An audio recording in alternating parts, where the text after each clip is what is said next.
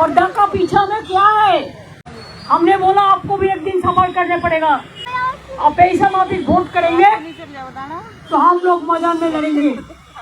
हम देखता है आपका पास बीजेपी का पावर है, हमारा पास जनता का पावर है, तो हम उसको बॉयकॉट करके चले हैं। हम लोगों को अपमान किया है, असम्मान किया है, ह्यूमिलिएट किया है।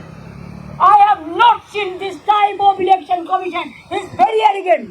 जानबूझ के इतना खराब बिहेव हम लोगों के साथ किया है।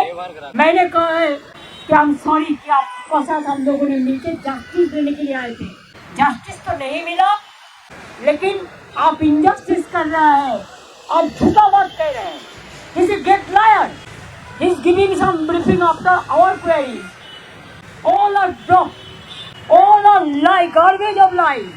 বাংলা হান্টের আরো খবর দেখতে নজর রাখুন। বাংলা খবর মানেই বাংলা হান্ট।